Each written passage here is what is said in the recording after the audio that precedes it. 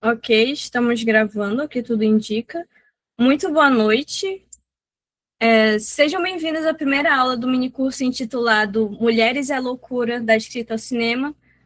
O nosso grupo de estudo estava muito empolgado para explorar esse tema, é um assunto muito relevante, então vamos aproveitar essa aula para aprender mais sobre a dita loucura feminina e também compartilhar conhecimento, vivência que a gente já tenha sobre o tema, tanto como uma pessoa que acaba vendo muito sobre ele por aí, pela mídia, pela vivência pessoal mesmo.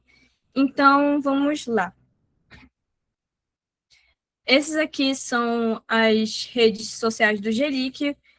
Por favor, sigam a gente, principalmente no Instagram. Temos o Instagram, um Spotify e um YouTube que tem a mesma arroba, que é Gelic_UFOPA. E, além disso, a gente também tem o nosso canal no WhatsApp, que é Gelic Literatura e Cinema.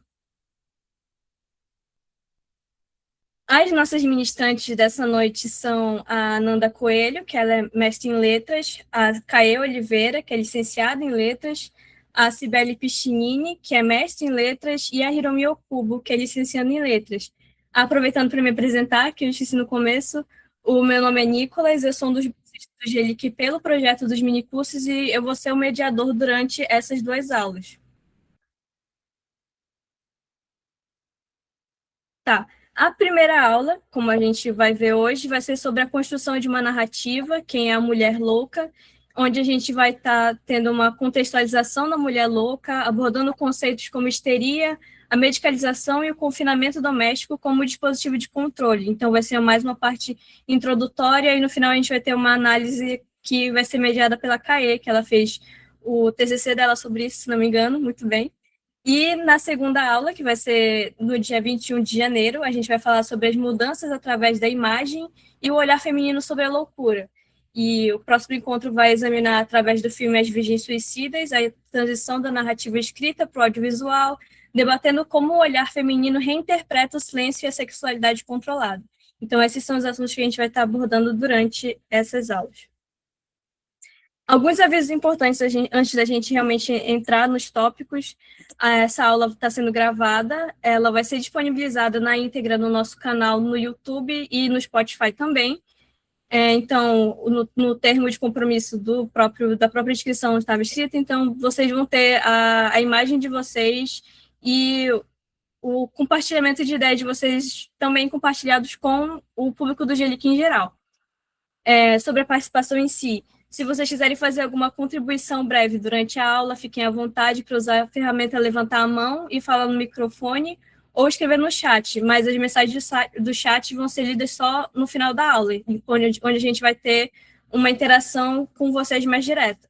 Sobre a lista de frequência, não se esqueçam de assinar ela vai ser disponibilizada lá para o final da aula, vai ser enviada no chat, e é com elas que vocês vão ter as horas contabilizadas para o certificado. Então, nisso também, vocês precisam ter atenção, porque o nome precisa contar nas duas listas das duas aulas para o certificado ser emitido. Então, se você compareceu em uma e não em outra, você já não ganha o total de horas, que são 3. Como eu disse antes, o tema de hoje vai ser a construção de uma narrativa, quem é a mulher louca, e a gente vai começar com uma base mais histórica com a Ananda.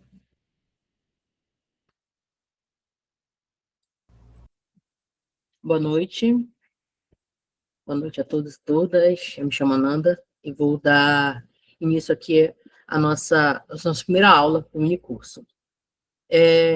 Antes de começar, eu quero chamar a atenção para 2 pontos que eu considero que são importantes serem frisados aqui.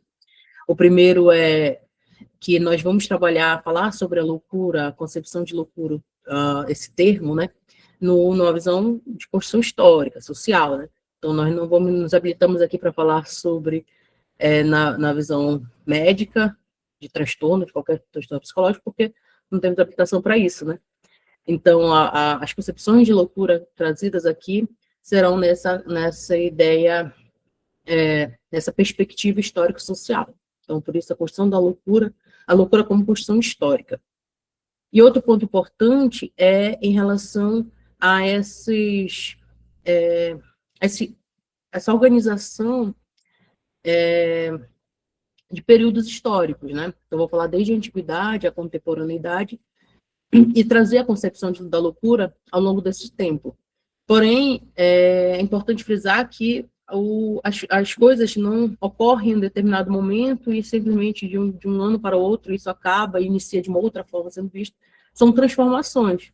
Então, não é porque eu estou colocando ali em um determinado contexto histórico que ele simplesmente, quando passa para um novo contexto, não deixa de existir, né? Então, é importante frisar isso para entender que tudo vai se transformando e algumas coisas perduram, como a gente vai ver ao longo das nossas aulas. Então, como eu disse, eu vou fazer uma breve linha do tempo sobre a concepção da loucura, e alguns pontos eu vou falar de uma maneira mais superficial, porque serão aprofundados, tanto pelas outras ministrantes quanto na próxima aula. Então, é mesmo só para que a gente possa entender como se deu essa figura da mulher atrelada à concepção da loucura, ok? Então, nós iniciamos aqui com a Antiguidade Clássica. O meu suporte teórico para trabalhar sobre essa linha do tempo aí, eu estou utilizando A Loucura e as Épocas, de Isaías Pessotti, e também A História da Loucura, de Michel Foucault. Essas são as obras principais. Contudo, outros textos foram lidos, então foi uma pesquisa bem extensa para que a gente possa falar de uma maneira rápida, mas com um pouco mais de propriedade. Então, na Antiguidade Clássica, ali, a gente pensando na Grécia Antiga, nós temos a concepção de loucura, eu trouxe 4 pontos. O primeiro, a loucura como manifestação místico-religiosa. Então, a gente pensa na Antiguidade Clássica, Grécia Antiga, temos os deuses como figuras constantes na história. Então, a concepção da loucura ali, nessa ideia, na manifestação místico-religiosa, é a manifestação das divindades sobre as ações humanas. Então, a loucura é tida ali como um recurso da divindade para que os projetos e caprichos dos deuses fossem executados.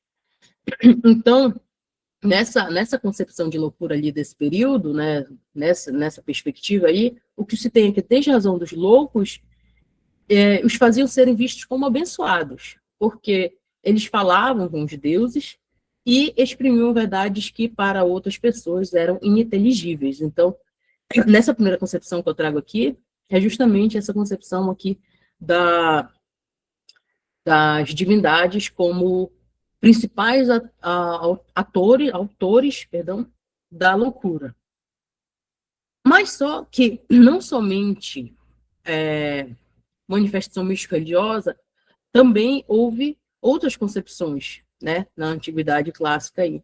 E aí nós temos as concepções, a abordagem passional e organicista. O que seriam essas duas? A abordagem passional é que os deuses, eles não seriam mais os responsáveis diretos dos acontecimentos, mas os próprios homens, em conflitos interiores, não sabendo lidar com a ação dos deuses, eles enlouqueceriam a si mesmos. Então, nós temos ainda uma mistura aí, né, ainda a presença da imagem dos deuses gregos, porém, agora contrastando com aquilo que o ser humano ele consegue ou não lidar. Então, nessa visão passional, nessa concepção passional, os responsáveis pela loucura é a incapacidade humana de lidar com as vontades dos deuses. Então, quem faz a loucura, quem torna a loucura, é o próprio ser humano, e não mais uma vontade dos deuses. A outra abordagem que nós temos é a abordagem organicista. E aí, vemos um outro ponto. Enquanto nas demais concepções nós tínhamos ali, no plano espiritual das divindades, na abordagem organicista, a gente já tem no plano físico e social, em que a loucura ela seria uma resposta, né? Um surgimento, os distúrbios mentais surgiriam a partir do desequilíbrio de 4 fluidos do organismo, que seria o sangue, a fleuma, a bile amarela e bile negra. Esses 4 fluidos, eles são associados diretamente a 4 órgãos do corpo humano: o coração, o cérebro, o fígado e o baço. Então, a gente já está trazendo aqui a visão da loucura já no campo físico, deixando lá mais o espiritual e percebendo mais no campo físico. Seria um resultado de desequilíbrio desses fluidos no organismo do ser humano. Então, por conta disso, ocorreria ali seria a natureza dessas doenças mentais. Então, a gente já percebe que há uma mudança de visão aí acontecendo. E aí, segue para a outra concepção da loucura associada a desequilíbrio dos humores. E aí que entra a nossa figura feminina.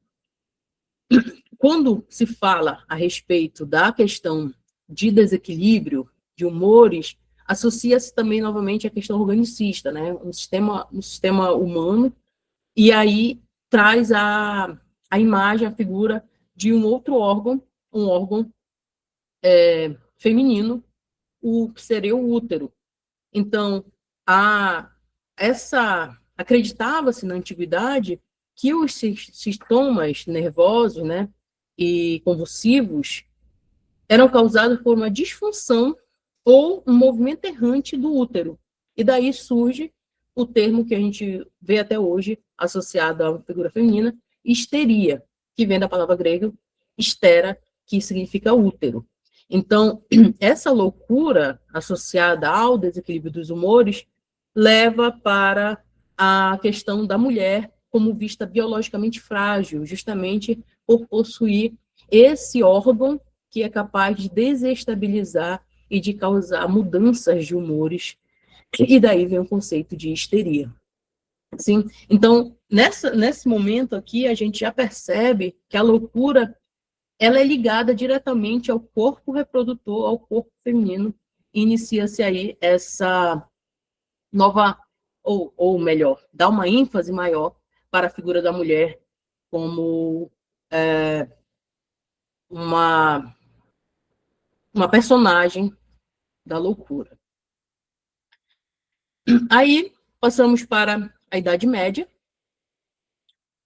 Na Idade Média, a concepção de loucura é também ligada à questão religiosa, só que agora nós temos a figura da igreja cristã. Então, nós temos a loucura como uma possessão demoníaca ou castigo divino. Então, a gente vê essa diferença ali, lá na Antiguidade Clássica, seria uma bênção dos deuses, aqui já é visto como um castigo divino. Então, nós temos a figura da igreja, nós temos a igreja cristã como uma das principais responsáveis por essa visão ali, porque se coloca tudo que está fora da normativa, dos padrões que a igreja impõe, é visto como demoníaco.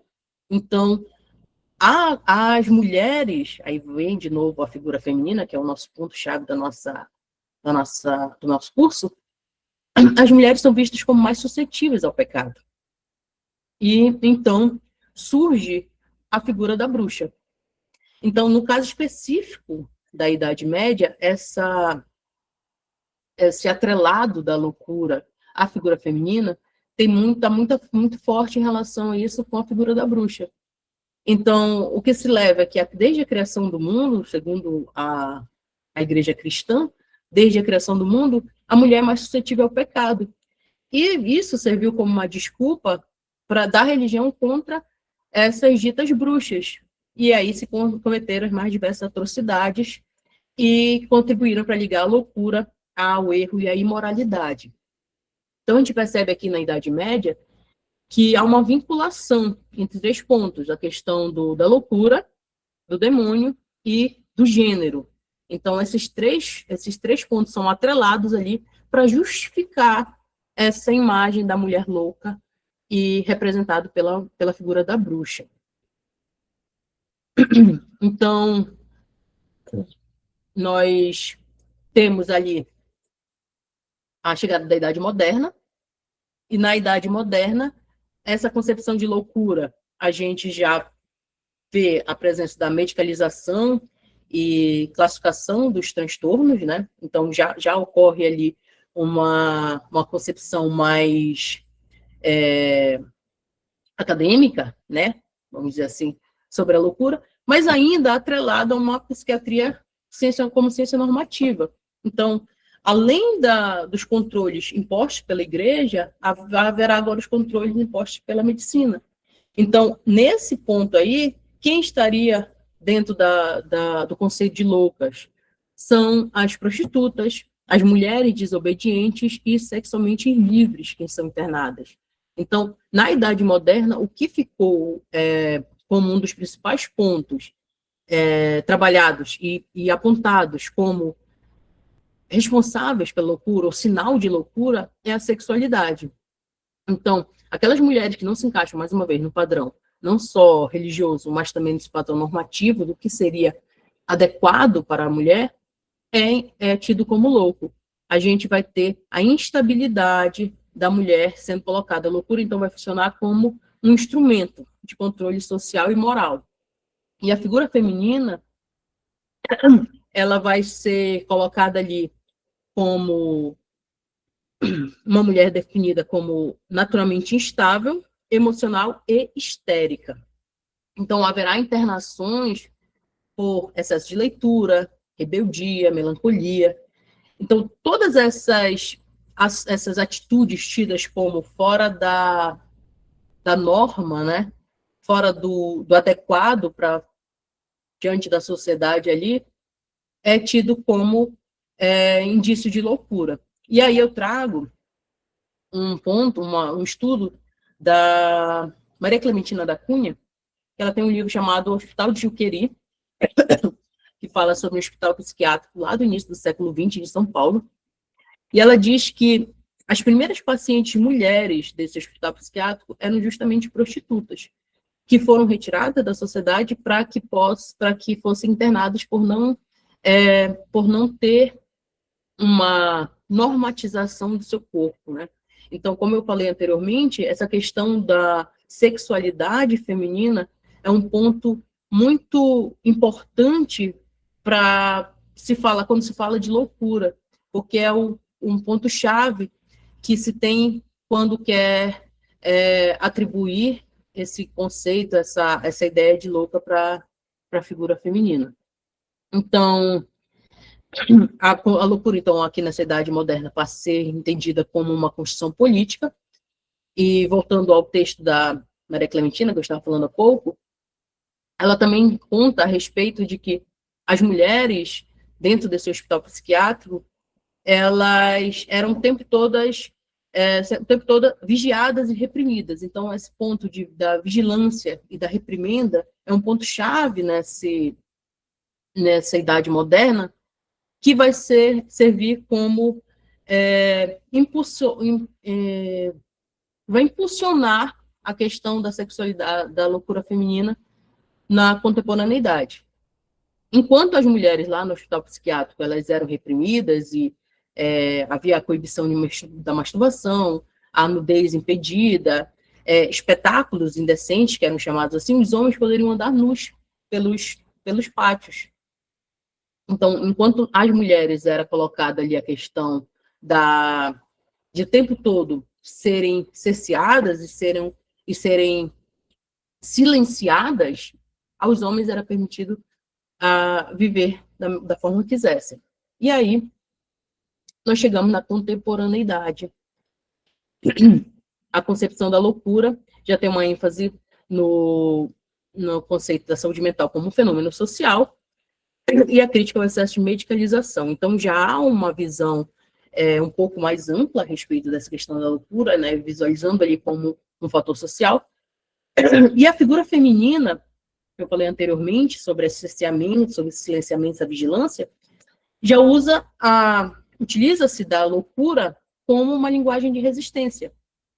Então, reconhece que existe recorte de raça, de classe, de sexualidade, que contribuem, que fazem com que a mulher deixe de ser apenas um objeto de discurso e passe também a produzir discurso. Então, nessa contemporaneidade, a pergunta, ela deixa de ser o que há de errado com essa mulher, né? Então, não fica mais aquela questão de jogar para a figura feminina o problema, e sim, ela utiliza-se desse estereótipo que é jogado a si, para dizer o que essa experiência está dizendo sobre isso. Então, utiliza-se desse estereótipo de louca para utilizar como uma linguagem de resistência para falar a respeito do silenciamento, para falar a respeito das experiências que a figura feminina utiliza. Então, a loucura não é mais vista como uma falha biológica, ela é sim uma resposta ao sofrimento social, às violências simbólicas e às formas de expressão. Então, nesse breve linha do tempo que eu trouxe aqui, justamente para mostrar essa construção histórica da mulher, da loucura, atrelada à figura feminina. E aí a Hiromi, ela vai dar continuidade dizendo quem é essa mulher louca e como ela se apresenta. Obrigada. Obrigada, Nanda. Boa noite, gente. Eu sou Hiromi Okubo, vou falar um pouco sobre quem é a mulher louca. Eu estou usando como principais referências uma breve história da histeria, da antiguidade até os tempos atuais, que é do Eric Smith, A Loucura Feminina, Doença ou Transgressão Social, da Jaqueline Machado e da Regina Caleiro, e Introdução à Doença Feminina, da Elaine Showalter. Bom, ao longo da história, a mulher louca, ela não foi definida só por esses critérios médicos, mas, sobretudo, pelos critérios morais, sociais e culturais. A loucura feminina, ela vai surgir como uma categoria que é construída para nomear e controlar as mulheres que escapavam do modelo de feminilidade que era considerado o ideal.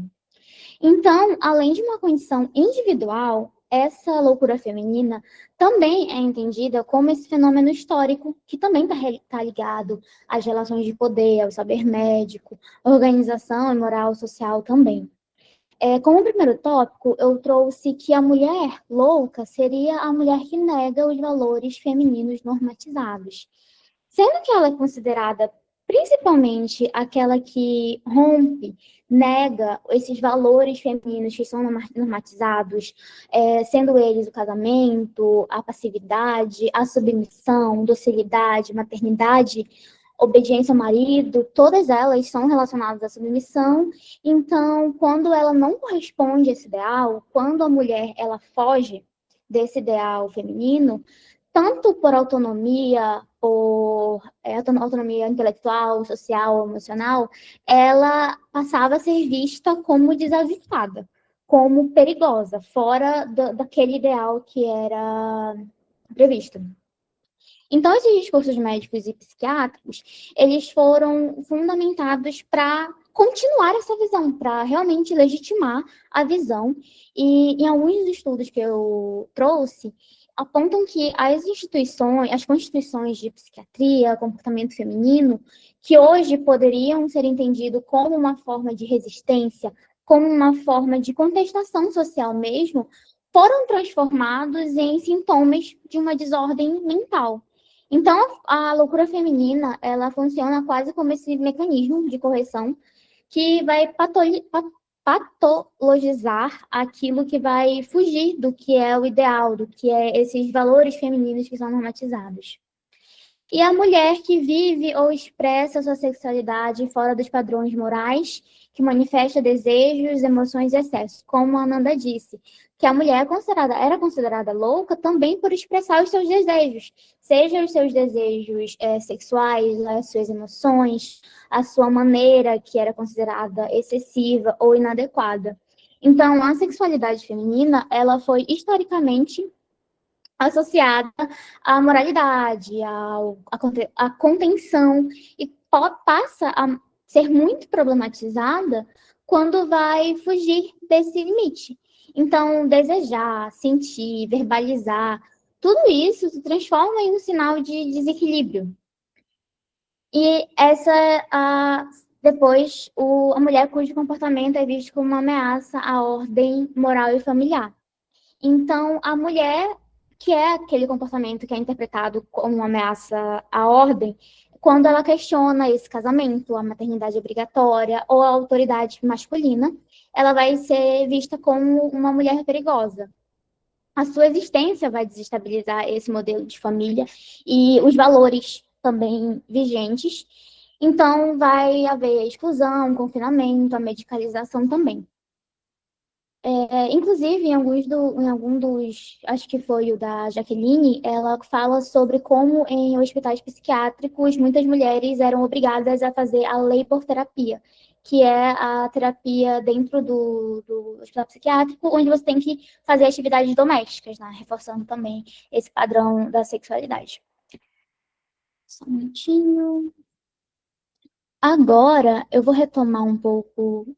Essa é uma citação da Jaqueline Machado e da Caleiro, que diz: falar da mulher louca é falar da representação social da mulher, dos papéis sexuais estabelecidos, das transgressões cometidas por alguma delas que não se enquadravam, que ousavam tomar as rédeas do seu próprio destino. Existe um modelo feminino que insiste em prevalecer no imaginário coletivo, e a sua negação conduz a mulher à exclusão ou reclusão no hospital psiquiátrico. A histeria. Como a Ananda já disse, a histeria vai derivar do grego histéria, que significa útero, e tem a sua origem bem associada à mulher, ao útero, à sexualidade, sobre concepções culturais e morais sobre o feminino. A palavra deriva do grego, e a origem etimológica dela vai revelar que, desde o início, é uma associação direta entre a histeria e o corpo feminino. O próprio nome já pressupõe que estaria ligada à anatomia da mulher, reforçando essa ideia de que o feminino ele seria naturalmente propenso ao desequilíbrio e à desordem emocional. E a histeria, ela também foi relacionada a uma doença que seria surgida no útero, o útero errante, que acreditava que o útero ele era um órgão móvel capaz de se deslocar dentro do corpo feminino, o que provocaria, então, sintomas físicos e emocionais, sufocamento, delírios, convulsões, comportamentos considerados inadequados. Então, essa concepção reforçava a ideia de que o corpo da mulher era instável por natureza e ele precisava ser controlado. O Smith, ele diz que essa leitura ela continuou por séculos, atravessou a Antiguidade e a Idade Média e foi sempre associando a histeria à sexualidade feminina e à necessidade de regular o corpo da mulher. Ele também vai falar que essas explicações não eram só médicas, né? Então, eram muito julgadas de morais, legitimando mesmo essas intervenções sobre o corpo feminino, sobre a vida feminina. E os comportamentos que eram classificados como a histeria. A sexualidade excessiva, a recusa à maternidade, ao casamento, à desobediência masculina, à autonomia feminina. Então, todas essas características eram associadas à histeria. A mulher estaria histérica se ela estivesse encaixada em uma dessas categorias. Desses diversos comportamentos, eles foram classificados como sintomas. Então, a recusa da maternidade, tudo isso era visto como uma forma de mostrar que a mulher estava histérica. Funcionou como um rótulo aplicado a várias mulheres que fugiam desse ideal feminino, e nesse processo, tanto a medicina como a psiquiatria atuaram como um instrumento de controle social, que faz com que a resistência daquelas mulheres, a autonomia daquelas mulheres se transformasse mesmo numa patologia. Falando um pouco do Schwalter, da Schwalter, que é a Elise, que é ela escreveu a introdução sobre a loucura feminina. É certamente possível ver a histeria dentro do contexto histórico específico do século XIX como uma forma de protesto feminista inconsciente, a contraparte do ataque aos valores patriarcas realizado pelos movimentos de mulheres da época. Para finalizar, rapidamente, sobre a medicalização do corpo feminino. Essa medicalização é um processo histórico onde a medicina começa a controlar a saúde da mulher, o comportamento, essa sexualidade, essa maneira de viver. Então, com o controle do corpo feminino, o corpo da mulher, ele passa a ser um objeto de vigilância, de intervenção médica, ele é entendido, ele é visto como um corpo instável, frágil, propenso a esse desvio, o que precisa ter uma correção constante. A definição do que é aceitável. Como eu já disse, havia uma regra do que era o aceitável e a medicina contribui para o que é considerado esse comportamento, contribuiu, né, para o que é considerado esse comportamento feminino aceitável. Então, transformou muitas atitudes em sinais de anormalidade, emoção, rebeldia, todos eles eram dados como sinais de anormalidade. A regulação da sexualidade da mulher. A sexualidade feminina é controlada, então, por discursos médicos e morais também, que determinam quando e onde a mulher pode desejar, sentir prazer, expressar afetos. Em um dos estudos que eu vi que em alguns dos hospitais psiquiátricos as mulheres eram obrigadas a tomar remédios anticoncepcionais para estar lá dentro, né? Então, é um exemplo. Os desvios, então, interpretados como doença ou descontrole. Então, os comportamentos que escapam à norma, seja recusar um casamento, não querer ser mãe, não querer fazer trabalhos domésticos, ou não querer estar submissa, passam a ser interpretados, de novo, como o desequilíbrio, como a falta de autocontrole. Em um dos relatos que eu li para me preparar para a aula, eu vi um relato de uma mulher que foi internada porque ela se recusava a fazer trabalhos domésticos. Então, diziam que ela estava fora de si porque ela não queria fazer os trabalhos domésticos em casa. E o apagamento, internações para conter comportamentos desviantes. Então, a internação, às vezes, involuntária da mulher, como forma de conter e silenciar a mulher, mais do que realmente tratar, né? E o apagamento da subjetividade e autonomia feminina. Nesse processo, a voz da mulher, ela é deslegitimada. As experiências, os desejos, as escolhas vão ser reduzidos a sintomas. Vai apagar a sua subjetividade, a sua autonomia, a sua personalidade. E é dessa forma que essa medicalização do corpo feminino vai entrar como uma estratégia de controle, né? Que transforma diferença em patologia e a resistência, ela vai se tornar sintomas de doenças, né? Da loucura, da histeria. Acho que agora a Cibele vai dar continuidade, falando um pouquinho mais sobre essa jornada. Boa noite, gente, tudo bom? Agora eu vou falar um pouco sobre 2 pontos importantes quando a gente pensa nesse contexto de mulheres e a questão da loucura, né? Seria a questão do confinamento e da vigilância. Então, para isso, a gente traz o espaço doméstico, ou seja, a figura da casa, como principal símbolo do confinamento feminino nesse momento. E a casa, ela também representa, a sua figura, ela varia entre 2 polos opostos, né? Então, a gente tem a figura da casa como refúgio e a casa como prisão.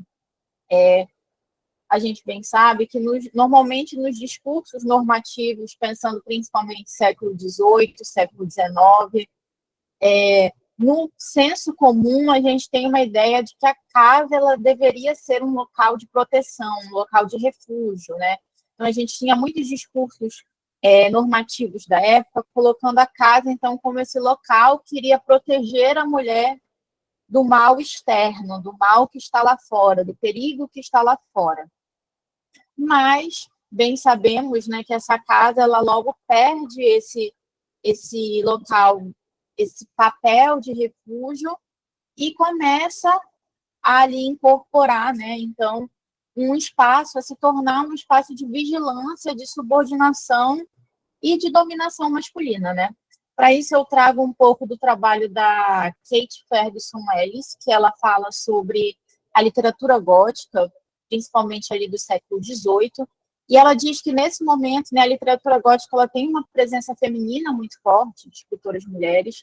Então, ela comenta, né, que já nesse momento, diversas obras góticas escritas por mulheres, elas já evidenciavam justamente esse confinamento doméstico dessa figura feminina, não como um gesto de cuidado, não como um gesto de proteção, mas sim como uma forma de controle. Da mesma forma, essas obras elas também já faziam críticas a essa doutrina da divisão sexual dos espaços, onde a gente tem a mulher como pertencente apenas ao espaço privado, ao espaço doméstico, e o homem como dono desse espaço público, do espaço social, né? E também trabalhavam essas obras justamente essa ambivalência da casa, ora como refúgio, ora como prisão, né? E esse confinamento físico ali das mulheres dentro desses espaços, eles não podem ser lidos de uma forma isolada, né? Esse confinamento, ele está ali andando de mãos dadas a um sistema muito maior e muito mais amplo de disciplina e controle social, né? Aí surge, então, né, o confinamento como uma prática disciplinadora, e as instituições disciplinadoras também que existiam. Aí, para isso, eu trago rapidamente Michel Foucault, que trabalha justamente essa questão, ele trabalha esses conceitos, né? E em um de seus livros, ele já desenvolve em vários deles essa questão, mas principalmente em Vigiar e Punir. Ele fala justamente que nesse contexto do século XIX, a gente tem aí a consolidação, digamos assim, o fortalecimento de instituições disciplinares. E essas instituições, elas não estão ali apenas para punir os desvios sociais, mas sim para moldar comportamentos. Então, ele coloca, por exemplo, o papel da escola, os hospitais, as prisões, né? E aí, no caso das mulheres, esse ambiente da família, esse ambiente familiar, esse ambiente doméstico, e também, como já foi dito, a questão da medicina, né? Desse ambiente médico, eles se tornam, então, dispositivos de normalização, dispositivos disciplinadores, não só para punir, mas sim para moldar o pensamento, moldar o comportamento desses sujeitos, né? Então, a gente tem uma mudança aí apenas de uma punição do corpo dessas pessoas para uma disciplina da alma, ou seja, do comportamento, dos gostos, dos gestos, né? E esse poder disciplinador, ele passa a agir de uma forma contínua, de uma forma cotidiana e de uma forma internalizada, ali naquela sociedade, naquele meio social, né? E essas práticas disciplinadoras, obviamente, elas afetam toda a população, né? Mas elas operam de uma maneira distinta, de uma maneira diferente, quando a gente pensa nos corpos femininos, né? Foucault, ele não tinha tanto esse olhar de gênero, mas a partir do pensamento dele, diversas outras teóricas feministas trabalharam essa questão. Então, a gente pode dizer que existe a produção de um corpo, a produção de um sujeito que é reconhecidamente feminino, né? A criação de corpos dóceis. E aí, para isso, deixa eu só passar aqui com vocês. Eu trago uma citação do Foucault, primeiro, né, em que ele fala justamente que não se trata mais só do corpo e da punição sobre ele, né, mas se trata, como ele fala, da alma, né? Então, o corpo que sucede um castigo que atue profundamente sobre o coração, o intelecto, a vontade e as disposições. Então, a gente está falando para além do corpo, mas está falando do comportamento, do psicológico, ali, da formação desse sujeito. Passei 2 vezes. Tá.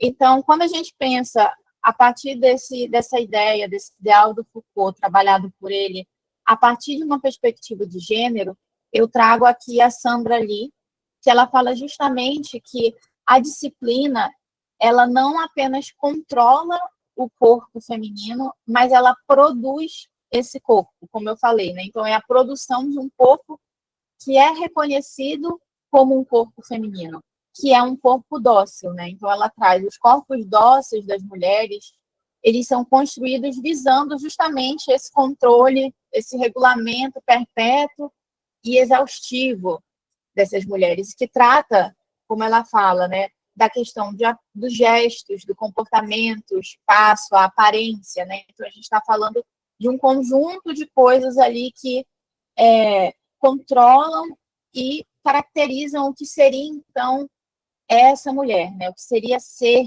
essa mulher.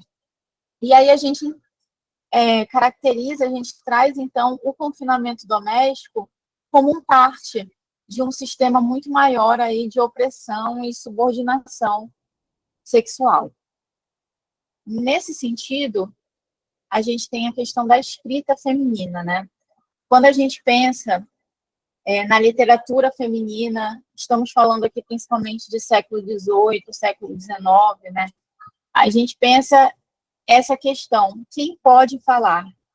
Quem tem o direito de narrar a sua própria experiência? Quem pode colocar ali o seu desejo, o seu querer, as suas questões também, em palavras, né? Sem ser considerada um sujeito excessivo, um sujeito imoral ou insano. E aí, nesse contexto, a gente traz o trabalho da Gilbert Goober, que no livro The Mad Woman in the Act, elas duas falam justamente da literatura feminina a partir desse recorte do século XIX. Então, elas trazem essas duas figuras diferentes, né? Que, da mesma forma, ali como a casa ocupava esses dois polos opostos, a gente tem essa mulher também nesses dois polos opostos aí. Então, a gente tem o anjo do lar, que seria esse ideal feminino dentro da norma, né, normativo. Ele funciona justamente como esse modelo para essa mulher, um modelo de feminilidade, que seria o quê? Uma mulher dócil, silenciosa, emocionalmente controlada, dedicada ao outro, seja ao seu marido ou seja à criação dos seus filhos, né?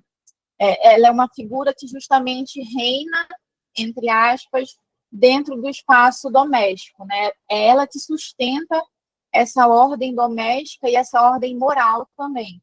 Então, esse anjo do lar, ele não foi feito ali para expressar desejo ou expressar conflito, expressar questões ali que passam dentro né, da cabeça de todo mundo.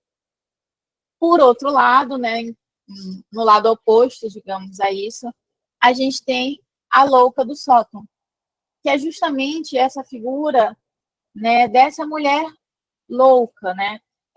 Essa figura, ela encarna tudo aquilo que o anjo do lar, então, ele precisa reprimir. Ou seja, a fúria, a autonomia intelectual, né? Ela, no geral, essa figura, quando aparece na literatura desse período histórico, especificamente, a gente está falando, então, de uma mulher confinada. Normalmente fisicamente confinada, mas psicologicamente confinada também, né? Uma mulher silenciada, afastada do contexto social, justamente porque ela representa uma ameaça a essa ordem patriarcal, né? Então, a gente traz nesse momento sentimentos, expressões como a raiva, o desejo, né? E também a criatividade, a insubmissão dessas mulheres, todas essas questões, a louca do sótão, ela traz em si. E aí, as autoras, elas também argumentam que, já a partir desse momento, a literatura escrita por mulheres, ela já trazia, então, a loucura, o confinamento, o silêncio como formas ali, como metáforas para tratar essa expressão feminina. Seria a forma como essas escritoras mulheres encontraram de traduzir, entre aspas, os conflitos que elas estavam vivendo, que elas estavam vivenciando ali na vida real delas, né? Então, quando essas mulheres, elas não podem falar, elas não podem verbalizar no cotidiano, né? A escrita, ela se torna esse escape. A escrita, ela surge, então, como esse momento, esse local onde as mulheres podem, de alguma forma, por mais que ainda seja, muitas vezes, uma escrita interditada, uma escrita vigiada, né, limitada, ainda assim se torna esse espaço de expressão do que elas estavam vivendo, né? E aí eu trouxe também um trechozinho aqui do trabalho delas, que elas falam justamente, vou aumentar aqui para eu ler melhor, que elas falam justamente, né, que a partir da escrita, as mulheres, elas criam significados submersos, significados ocultados ou escondidos, né, no que é mais acessível, o conteúdo publicado de suas obras, de maneira que a sua literatura pudesse ser lida e apreciada até mesmo quando a sua relação vital com a doença e com a desapropriação do feminino fosse ignorada. A escrita dessas mulheres parece frequentemente estranha em relação à história literária predominantemente masculina, definida pelos padrões que temos chamados de poética patriarcal, né? Essas duas autoras, elas falam que as escritoras desse momento, elas tentam encontrar a sua própria forma de escrever, para além, diferente de como os escritores homens escreviam, né? Então, a gente tem, nesse momento, volto de novo, né, a literatura gótica, muitas mulheres escrevendo o que hoje a gente considera terror. E não necessariamente, naquele momento, aquelas obras de terror estavam sendo lidas como obras que mostravam a insatisfação feminina. Muitas vezes, aquelas obras eram só lidas como obras de terror. Obras ali com fantasma, com a casa mal assombrada. É possível fazer essa leitura deslocada da crítica feminista, é possível. Mas, ainda assim, o interessante, o legal, digamos assim, da coisa é justamente ler essas obras linkadas, fazendo a sua relação com a vida dessas mulheres, com o contexto social na qual elas viviam, e entendendo essas obras como uma expressão de tudo isso, né? E aí é nesse contexto que eu já introduzo, passo a bola para a Caê, que vai falar de uma obra que tem tudo a ver com isso, tem tudo a ver com esses pontos que a gente trouxe aqui desde o início, questão da loucura, questão da submissão, essa figura tão importante da casa, do confinamento e da literatura gótica também. E aí agora eu passo para a Caê falar de O Papel de Parede Amarelo. Olá, gente. Boa noite. Eu agradeço a minhas colegas que vieram antes, Ananda, Hiromi e Sibeli. Uma ótima introdução. Eu acho que vai até me ganhar um tempo de algo que eu poderia estar introduzindo a mais e aí entrar mais num corpo mais complexo da psicologia em si. Bem, eu tentei me desafiar nesse processo agora de não trazer um slide com texto, que aí a gente vai ver para onde vai caminhando essas interpretações, e vocês podem a qualquer momento estar interrompendo o nosso processo para acrescentar nas críticas que estiverem sendo feitas aqui. Então, para começo de conversa, nesse semestre eu fiz o meu TCC sobre O Papel de Parede Amarelo, da Charlotte Perkins Gilman. E então eu vou trazer um pouco da minha interpretação durante esse processo com alguns autores que eu achei interessante somar ao que elas já trouxeram. Bem, como foi primeiro, eu não sei se vocês já leram este conto, então eu vou dar uma leve introduzida de como ele funciona, e a partir disso a gente vai encaminhando de uma forma mais específica com cada detalhe nesse conto. Para começo de conversa, a personagem principal do conto, ela vai ser diagnosticada com uma depressão nervosa passageira, uma ligeira propensão à histeria, que já foi dito pela Ananda, que era muito comum ser laudada em mulheres do século XIX, e a partir disso ela vai ser posta em isolamento numa casa de campo, e a partir desse momento que ela vai ser colocada numa casa de campo, ela vai também estar em um quarto, e este quarto tem um papel de parede amarelo que traz algum tipo de efeito sobre ela, não um efeito, nesse primeiro momento, um efeito bom, é uma espécie de incômodo, e além disso, esse quarto também era um berçário. Então, nesse primeiro contato que a gente tem com essa personagem, é sempre de insatisfação dela com o ambiente em que ela está sendo posta. E aí a gente aproveita já a questão que a Cibele apresentou, que é nesse primeiro momento a gente percebe que ela está sendo posta no quarto acima da casa, esse lugar, o porão. Ela não tem mais esse lugar dentro da casa enquanto esse anjo do lar. Ela não está sendo uma boa mulher nesse sentido social, já que ela não pode ser mãe, já que ela está sendo distanciada dessa vida. E também ela não pode exercer nenhum tipo de governança dentro dessa casa, então ela é posta nesse porão, nesse berçário, e afastada de todo mundo. Ela é proibida de exercer qualquer tipo de atividade que tenha que usar qualquer capacidade cerebral, então ela não pode usar as mãos para pintar, escrever, ela não pode conversar com os familiares, então tudo isso ela é podada. Só que aos poucos a gente começa a perceber como essa relação vai se dando entre ela e o marido, que é o John. O John, ele é médico. E sendo médico, ele tem uma voz na sociedade de médico que pode laudar ela.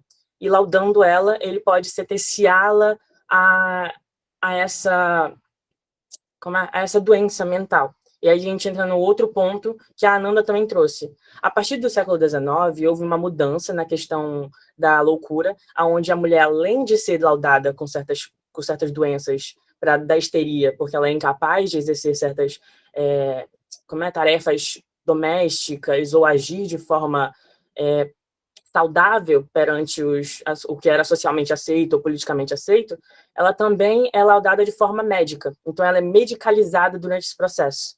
Então, a gente percebe aí um duplo entre esse processo de loucura que ela vai sofrendo.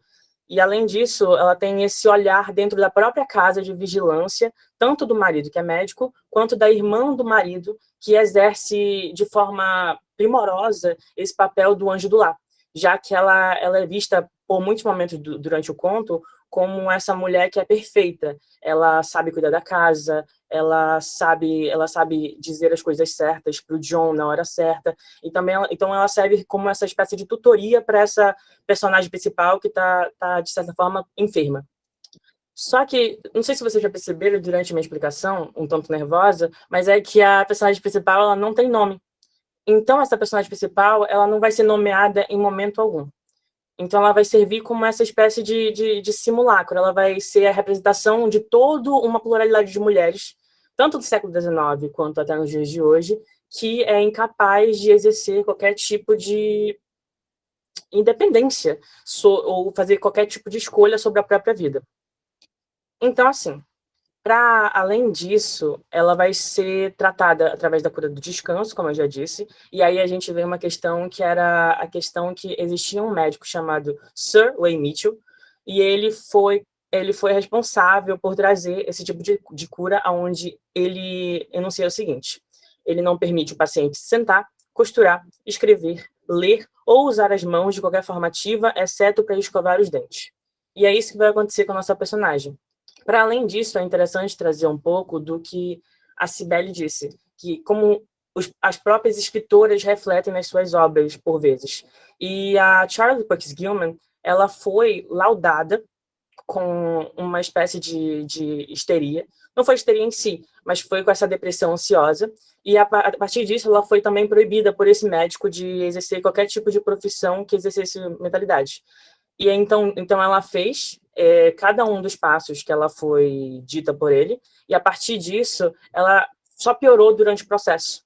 Então, ao invés de ela melhorar durante o processo, ela percebeu que essa espécie de cura, na verdade, estava adoecendo ainda mais a mente dela. E aí ela se opôs a esse médico escrevendo esse conto, inclusive ela enviou o conto ao médico, só que ela não teve nenhum tipo de resposta. Aí, para além disso, a gente pode agora encaminhar, cadê? Só um segundinho. O segundo momento, que é quando a personagem ela começa a se distanciar do mundo. Já que ela não pode conversar com ninguém, ela não pode ter uma troca real e ela não pode escrever, que é o que ela mais gosta, inclusive o conto em si, ele é construído em forma de diário. Então, a personagem o tempo todo está em segredo, escrevendo o seu dia, escrevendo as situações que ela vem vivendo. E, a partir dessa escrita, ela vai mostrando um pouco do que ela vê naquele mundo que ela tem acesso. Inclusive, é a partir dessa escrita proibida que a gente percebe uma certa mudança de humor dessa própria personagem. Se no começo ela começa acreditando no próprio marido, porque ela fala que ele o quer bem, ele trata ela com amor e ela não entende que ela está doente porque ele sabe mais, porque ele é médico e ele nunca faria mal, aos poucos ela começa a ser um pouco mais irônica e um pouco mais direta e a se opor com esses cuidados do próprio marido. Então ela começa a mentir aos poucos para ele de que ela está dormindo à noite, quando na verdade ela começa a passar as noites acordada, porque é quando ela pode, por fim, agir como ela mesma. Então a gente começa a ver ela tendo uma quebra de personagem com ela mesma. Porque enquanto no início da obra ela está tentando interpretar o tempo todo essa personagem passiva que age de acordo com o esperado dela por causa do marido, por causa da sociedade, por causa do que ela acha que é certo para ela, aos poucos ela para de agir dessa forma e se opõe em segredo. Só que esse opor em segredo causa uma quebra. E essa quebra que a gente vai trabalhar aqui na questão da psicologia junguiana. Eu trago para cá a interpretação junguiana porque eu acho que é muito interessante trazer de como a relação dessa personagem vai se dar com o papel de parede. Se no primeiro momento que ela entra em contato com esse papel de parede amarelo, ela vai ter uma divergência com ele, ela vai ter esse horror por ele, aos poucos vai se crescendo uma curiosidade. Então, esse papel de parede que antes tinha curvas que não se dava para compreender e cometiam suicídio em si mesmo, e ao mesmo tempo que tinha uma cor horrorosa de amarelo e alaranjado, e todo esse tipo de coisa, aos poucos vai se tornando algo curioso. Ela vai se tornando alguém que quer começar a desvendar o que se tem atrás do papel de parede. Então ela começa a perceber que ao anoitecer, quando a lua bate em certos pontos do papel de parede, tem um subpadrão por baixo do papel de parede. E sobre esse subpadrão, parece uma espécie de cadeia, uma espécie de jaula. Então, o que acontece? Ela vai tendo essas nuances aos poucos sendo construídas com esse papel de parede, e além disso, ela vai mudando essa própria mentalidade de como ela funciona e como ela deve obedecer. Só que o que vai acontecendo nessa questão? Tendo em vista que essa escrita ela é proibida durante toda a contagem do conto, ela vai ficando cada vez mais cansada. Então, ela não consegue escrever de forma que seja boa para a própria saúde mental, porque uma vez que ela está distante de todo mundo, uma forma de talvez ela formalizar esses pensamentos seria através da escrita. Só que isso vai ficando cada vez mais inviável, já que ela tem que cada vez tirar mais energia para esconder, para manter esse personagem que ela já não mais acredita, e aos poucos ela vai se desfazendo dessa escrita de forma saudável, e ela vai se aproximando desse papel de parede, que aparece como uma espécie de tela onde ela vai começar a projetar a própria doença, os próprios males, as próprias dores. Então, aos poucos, o que antes só era um papel de parede com uma grade e uma sombra, se torna uma mulher presa por detrás de um papel de parede. E é através desse momento que ela começa a ficar levemente... Ela começa aí sim a desenvolver uma espécie de neurose, onde ela precisa por fim a essa curiosidade e descobrir de fato o que tem por trás desse papel. Só que aí, o que acontece? A gente vai ter um momento onde... Cadê? É nesse primeiro momento, esse contato com o papel de parede amarelo, é que ela vai, por fim, ela vai ter alguns sintomas que vão começar a ser cada vez mais claros nela mesma. Se ela está o tempo todo lutando contra si e mentindo para si, ela está deixando de interpretar aquele personagem que é necessário ela interpretar. Sendo assim, ela vê coisas em si, por exemplo, assim, no início ela é muito criativa, a gente percebe através da escrita dela, ela é muito criativa, ela pensa muito sobre as coisas, ela quer entrar em contato com o mundo. E aos poucos ela percebe que isso não encaixa de forma alguma com o mundo exterior. Então ela começa a sublimar, ela começa a esconder de si e parar de crer que ela tem esse lado. E é nesses momentos que o papel de parede vai se tornando mais vivo, porque ao sublimar as próprias capacidades criativas, ele vai cada vez mais fortificar no papel de parede. Então, é como se, através desse contato, dessa falta de contato consigo, com essa parte que ela deveria estar assimilando, ela, na verdade, passasse a desenvolver uma conexão doentia com essa própria sombra, esse duplo dela mesma. esse outro que é ela, mas que ao mesmo tempo ela não quer aceitar. Então é a partir desse momento que a gente vai perceber que a loucura vai tomar de conta no conto. A personagem ela vai ficando cada vez mais saudável em termos de fisicalidade, ela se alimenta melhor, ela, em tese, dorme melhor porque ela dorme durante todo o dia, então ela vai tendo uma aparência mais saudável, mas, no entanto, a gente percebe que tem uma deterioração mental. Então é nesse momento que a gente começa a perceber que ela vai ficando cada vez mais desesperada e ela começa, por fim, a arrancar todos os papéis da parede. E quando ela arranca todos os papéis da parede, ela fala que ela arranca daqui, eu arranco de lá e junto a gente vai derrubar tudo isso. Basicamente, ela e a sombra dela começam a se desvencilhar dessa prisão por fim. E é nesse momento que essa sombra toma de conta do corpo dela. Aí, neste momento, o que temos em vista? Na visão junguiana, o indivíduo ele deveria tomar de forma saudável esta conexão com a própria sombra. Se eu tenho uma capacidade criativa em mim, e eu aceito ela, mesmo que seja de uma forma não muito sadia, em algum nível eu vou conseguir assimilar e viver com ela, e eu vou ter problemas durante o processo, mas, no entanto, nós vamos nos desenvolver bem. Não é o que acontece com a nossa personagem. O que a gente percebe é que, na verdade, a sombra ela vai dilacerar o ego, a capacidade dela de ter uma personalidade em si, e vai tomar de conta, e a partir disso ela vai ser tomada por esse fantasma.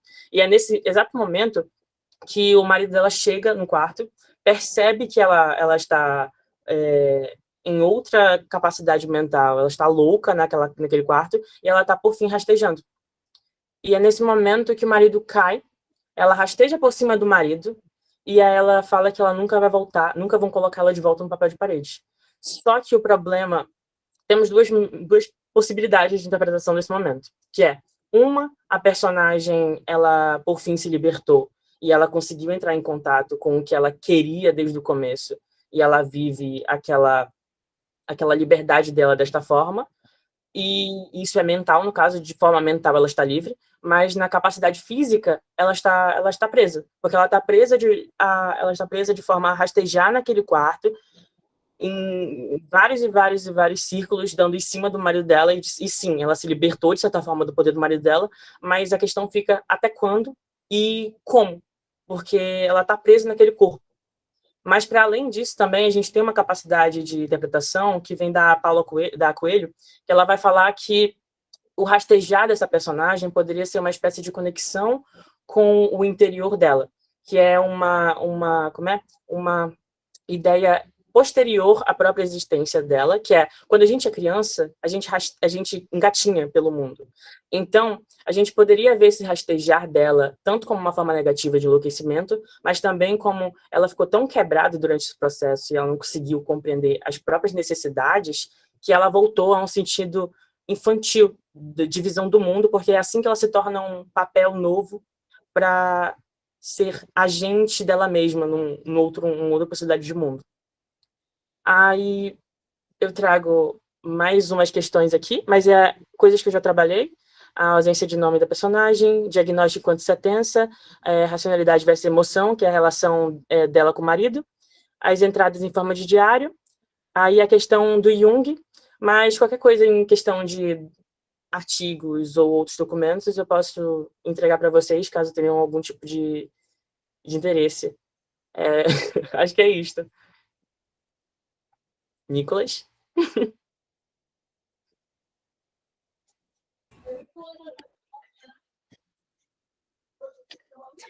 Muito obrigado, Caê. Muito obrigado a todas as ministrantes.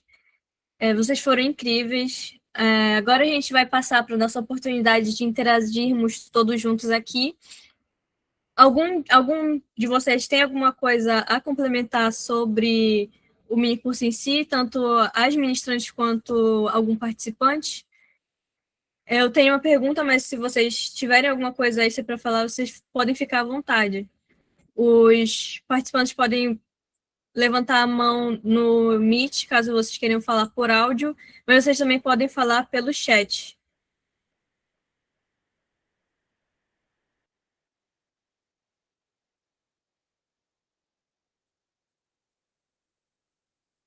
A minha pergunta geral é sobre se tem alguma parte de alguma obra, seja de ficção ou não, considerando também, como a Ananda falou, que existem obras que trazem partes de estudos sobre instituições psiquiátricas e demais, sobre esse tipo de tema que trata da loucura feminina que ficou marcado para vocês? Algum tipo de obra específico que ficou marcado por tratar desse tema? Tem algum desse jeito, assim? Pode falar, Hirumi. Bom, enquanto eu lia alguns artigos sobre o tema, eu descobri um curta-metragem chamado Hysterical Girl, que conta a história de uma paciente do Freud chamado Dora, que é o caso Dora, e vai contar sobre esse caso do ponto de vista da paciente. E é muito, muito, muito legal. É bem interessante acompanhar todo o curta-metragem, mas também a história. Um dos artigos que eu li era sobre o curta-metragem, e é muito interessante porque a Dora ela foi diagnosticada com histeria e ela sofreu muito durante a trajetória dela, até mesmo com o diagnóstico. Então, eu achei bem interessante. E enquanto a gente discutia, eu lembrei de um livro que não é exatamente sobre o assunto, né, exatamente sobre loucura, mas conecta muito com a parte que a Sibeli falou da escrita, que é Estou Feliz que Minha Mãe Morreu, que é da Janet McCurdy, que ela vai contar sobre a trajetória dela vivendo com uma mãe abusiva. E a forma como ela conseguiu se libertar, tanto na terapia, que foi indicado para ela, foi a escrita, então ela precisou escrever para conseguir tirar toda aquela história dela, conseguir deixar um pouco daquilo para trás.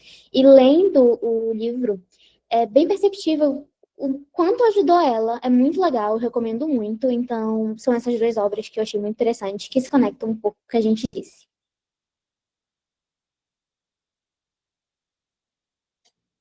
A minha obra também ela foge um pouco dessa realidade, do que a gente está trabalhando aqui. Mas uma que eu acho muito interessante, que eu acho que é até válida, que é durante o meu processo, eu sempre achei interessante trabalhar com loucura em algum nível, e eu acho que tudo em todo lugar ao mesmo tempo é uma espécie de loucura interessante, porque é uma loucura que ela vai tanto... São duas mulheres principais, e ao mesmo tempo elas são essa relação entre mãe e filha, que em algum nível é quase como se, ao compartilhar algum laço de falta de saúde mental, elas têm uma troca de amor muito sincera durante o processo todo. Então, é quase como se lá eles utilizassem uma espécie de depressão como uma espécie de ligação entre dois indivíduos para, por fim, eles se entenderem. Eles entenderem um vazio de si e tentarem se conectar através dessa similitude de experiências. E eu acho que é uma boa. Tudo em todo lugar ao mesmo tempo. Eu vou puxar um pouco a bola para o objeto de estudo que fez parte da minha dissertação, né, do mestrado, que é uma das obras da Shirley Jackson. A Shirley Jackson é uma escritora norte-americana, estadunidense. E na minha dissertação eu analisei uma das obras dela, que é The Haunting of Hill House, A Assombração da Casa da Colina, que flerta, digamos assim, com essa questão da loucura feminina. A gente tem uma personagem que não é considerada louca em si, mas que tem uma certa instabilidade mental, digamos assim, uma certa confusão com relação ao sujeito, e quem ela é e quem ela não é, e as coisas que estão acontecendo ou não ao redor dela. Então, eu puxo um pouco a bola para a obra da Shirley Jackson. Eu acho que é um livro muito interessante, que vale a leitura, e que a gente consegue, de certa forma, como posso dizer, conversar com o que a gente está tratando aqui hoje no curso. Vou tomar a deixa da Sibeli, também vou falar do que eu trabalhei também na minha dissertação, né? A obra A Caligrafia de Deus, do Márcio Souza, tem uma personagem, eu, inclusive, dediquei um tópico num capítulo meu para falar a respeito da representação da loucura, mas a loucura como subalternização, né? Utilizando a loucura para subalternizar a mulher.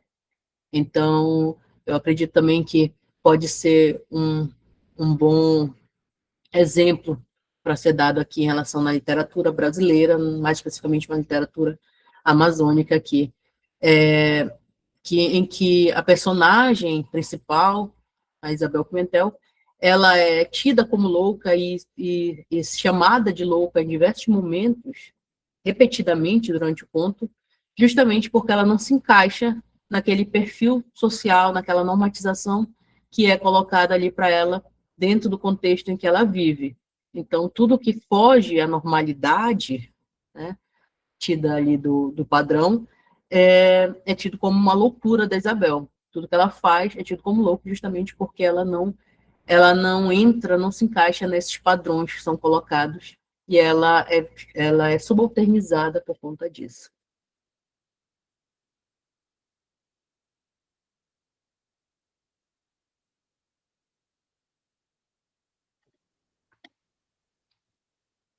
A próxima pergunta, não é? A Jéssica caiu? Oi, gente, vocês conseguem me ouvir? Tá, ok. Na verdade, não é uma pergunta, é mais para acrescentar. Não muito distante da gente, tem uma escritora, né, que por muito tempo ela foi dada como louca, que é a Hilda Hilst, uma poeta, grande escritora da literatura brasileira. Inclusive, um dos tópicos, né, que uma das palestrantes, das meninas falaram, que é um tópico, quem é a mulher louca? E aí eu lembrei da Hilda Hilst. Ela tem um livro que chama-se Hilda Hilst, Podem Me Chamar de Louca, que é um livro sobre crônicas. E aí ela vai narrando, né? Tem vários escritos dela e todo esse processo de boicote que ela teve. A Hilda, ela era uma mulher considerada instável, né? Tanto pela mídia quanto pelos críticos, porque ela ouvia vozes, ela tinha essa ligação com a espiritualidade, mas ela sempre produziu poemas belíssimos. Só que, pelo fato dela ter essa espiritualidade, dela ter poemas, como é que eu posso explicar? Poemas difíceis no sentido de perturbação mesmo, ela sempre falou que ela sofreu essa incompreensão. Eu acho que a incompreensão, né, ela entra nesse assunto da loucura. Porque, né, no papel de Parede Amarela, eu acho que esse foi um dos grandes fatores que fizeram a personagem entrar nesse colapso, que é essa posição de incompreensão.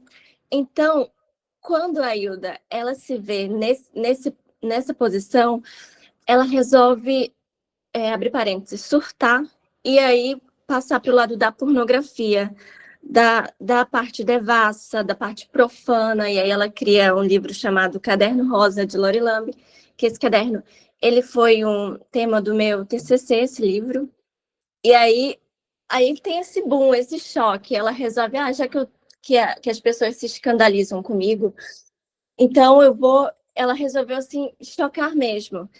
E nisso, nessas crônicas, voltando, né, ela fala muito sobre essa questão de que, pelo fato das pessoas acharem ela louca, dela lunática, né, até tem uma reportagem no Fantástico sobre isso, sobre o fato dela ouvir vozes pelo gravador. É uma coisa muito louca. E aí, por ela se julgar, assim, por essa diferença, né, então teve muito esse trato de ela ser uma mulher absurda, mas que hoje em dia, né, depois da morte dela, que as pessoas conseguiram descobrir e ver esse valor literário nas obras dela. É isso, obrigada, gente.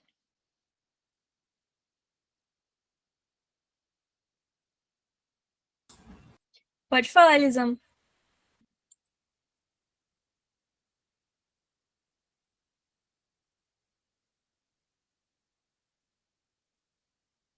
Eu acho que a Hiromi primeiro, né?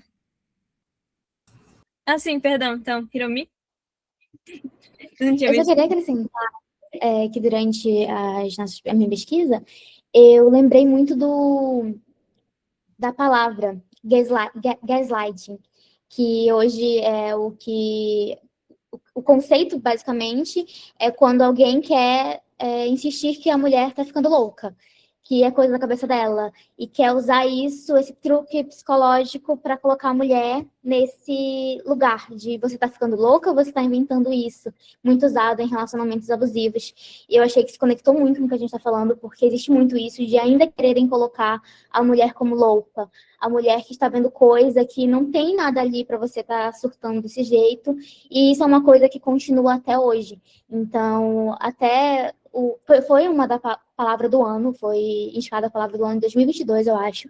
Então, eu achei muito interessante, porque hoje em dia é tão comum que existe um termo para o que acontece. Então, a gente pode ver que ainda tem muito disso até hoje, de colocar a mulher como louca.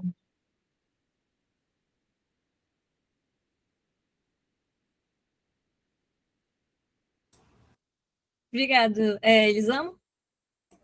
Oi, boa noite, gente. A Jéssica, né, que falou da Hilda Hirsch, eu achei interessantíssimo. Ela falou sobre essa reportagem, e foi só por causa dessa reportagem que eu li o primeiro livro da Hilda Hirsch, que é um livro também, assim, que eu achei bizarro, né, eu acho que é Contos de Escárnio, Textos Grotescos. E se a gente parar para pensar, tudo que a gente está falando hoje, tudo que as meninas apresentaram, é um fruto apodrecido, resultado do maldito patriarcado. E aí, o que acontece? Eu lembro que vários livros a Hilda é incrível, né? A Hilda tem um título excelente, eu acho que são um dos títulos mais lindos que eu já... É o título mais lindo que eu já li, que o nome é Tu Não Te Moves de Ti. E aí, eu lembro que a Hilda, ela ficou revoltada, porque eu vi que vocês falaram sobre a sexualidade, e é interessantíssimo a gente ver aqui, assistir a aula que vocês têm para ministrar, para a gente conseguir fazer essa associação. A Hilda, eu lembro que ela escrevia todas essas coisas, então as mulheres sempre foram silenciadas. Quando se falava sobre sexualidade, era pior ainda. E o que acontece? Na época que a Hilda escrevia, lá na Europa, a gente tinha um cara que chamava Henry Miller. O Henry Miller, ele escreveu Trópico de Câncer, Trópico de Capricórnio, Nexos, Sexos e Plexos. Então, assim, a crítica ovacionava o Henry Miller. E aí, o que acontece? A Hilda falou assim, não, vocês não vão fazer isso. E aí ela veio e escreveu o diário, e escreveu esse texto lá, os contos de escárnio, os textos grotescos. Assim, eu não recomendo, esse livro eu não recomendo muito que vocês leiam, porque eu achei pesadíssimo. Mas, assim, é uma resistência. Talvez nem sempre a pessoa queira falar sobre isso, mas o fato dela ser silenciada isso é uma forma dela manifestar a revolta dela em relação a isso. E sobre o conto que nós lemos hoje, né, do papel de parede amarelo, é esse, né, o título. Eu consigo ver aquela personagem, ela muito, o duplo dela é o próprio papel, né? É o próprio papel, e ela observa o papel se degradando, se deteriorando, assim como ela também estava sendo deteriorada. Ela criticava ele, via ele apodrecendo, falava, não, olha olha o que as crianças estão fazendo com esse papel. Ela não via as crianças fazendo com esse papel, mas ela citava as crianças o tempo inteiro, porque o que ela dizia que as crianças faziam com o papel, o que os moradores da casa faziam com o papel, era o que todo mundo que estava em torno dela fazia com ela mesma. Então, assim, existe esse duplo entre aquela personagem, que representa uma série de um monte de mulheres, que é o que não falta na literatura, a questão das bruxas também, que foi citado anteriormente, né? A questão das bruxas eu acho que é a mais revoltante de todas, né? A mais revoltante de todas, o memorial das bruxas de Salem, né? Das bruxas de Salem, tá aí para a gente não esquecer disso. Eu achei o conto muito, muito bom. Parabéns, eu não sabia que a Caí tinha apresentado o TCC dela sobre o conto, achei bem bacana. Parabéns, meninas, pela aula de hoje, foi muito legal, era só para acrescentar. Muito obrigada. Obrigada. Muito obrigada pela participação. Tem mais alguém que queira complementar alguma coisa? A gente tem uns 2 minutos, mais ou menos.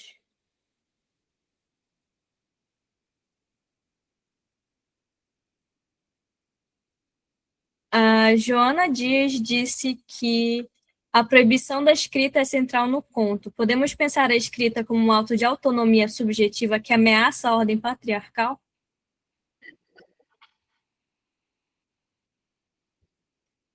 Alguém quer comentar sobre isso? O que é? Eu não consegui ver. A proibição da escrita é central no conto. Podemos pensar a escrita como um ato de autonomia subjetiva que ameaça a ordem patriarcal?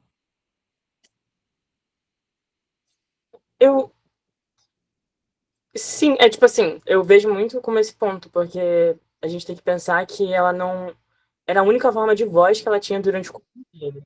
Inclusive, é a única forma que a gente tem contato com a própria dor dela. Se a gente for analisar até no nível metalinguístico da coisa, porque ao mesmo tempo que ela está sendo proibida de escrever, é a única forma que a gente sabe que ela está passando por toda aquela situação é que ela escreve. Então, essa escrita chega na gente até como uma forma de mostrar todo esse processo. Então, eu acho que vai até nesse caminho plural de metalinguagem, onde uma coisa se esconde na outra e eu já não sei mais aonde acaba, sabe? Então, sim, eu vejo muito como esse processo. Elisama? A Joana, né, ela fez essa pergunta e eu lembrei de uma série que eu não sei se alguém aqui acompanha, que o nome é Outlander. Lá tem uma médica, que é a Claire, e assim, ela está ali vivendo no período da Segunda Guerra, é tipo uma série meio assim fantástica, ela volta, né, ao passado, 200 anos, aí, assim, ela é médica, só que 200 anos atrás não existiam mulheres, né, que exerciam a medicina. Então, assim, ela conhecia muitas coisas, e ela era chamada de curandeira. Para algumas pessoas que ela chegou e disse que era médica, ninguém aceitava.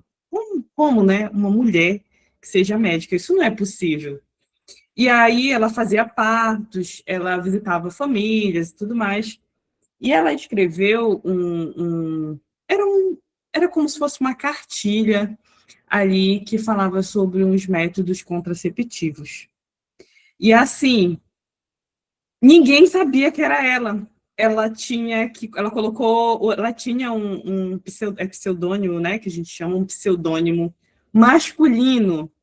Então, assim, ela não poderia colocar o nome dela, né? Ela não poderia escrever. Então, dali a algum tempo, quando os homens daquele lugar que ela foi e atendeu aquelas mulheres, descobriu que, na verdade, era ela que escrevia aqueles livros, ela foi sequestrada, espancada, estuprada. Então, ela sofreu uma série de abusos por conta disso. E, assim, a escrita feminina ameaça, sim, ela ameaça terrivelmente a ordem patriarcal. Ela ameaça terrivelmente a ordem patriarcal. Então, por isso essa revolta. Eu estava olhando hoje, né, e não era uma coisa assim, para mim isso é banal. Uma pessoa falou, faz total sentido. Caramba, a maior parte dos governantes do nosso país, eles são homens, uma maioria assim esmagadora, em um país que a maioria esmagadora é de mulheres. E aí, né, gente? E aí? Como é que fica, né? E aí, assim, a gente ameaça absolutamente tudo, a gente ameaça, porque nós somos mais, né? Nós somos mais, nós somos muitas. E era isso. Recordei. Muito obrigada.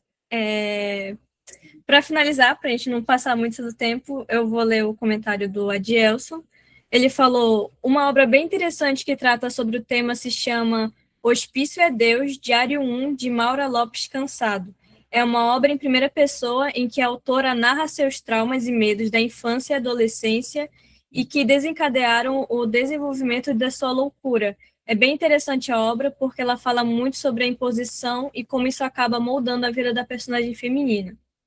Muito obrigada, Gelson, pelo compartilhamento dessa indicação.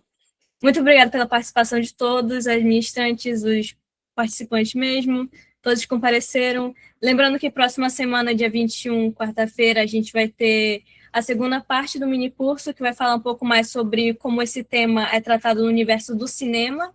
Então, eu espero ver vocês todos lá. Muito boa noite. Obrigada de novo. Obrigada, gente. Boa noite.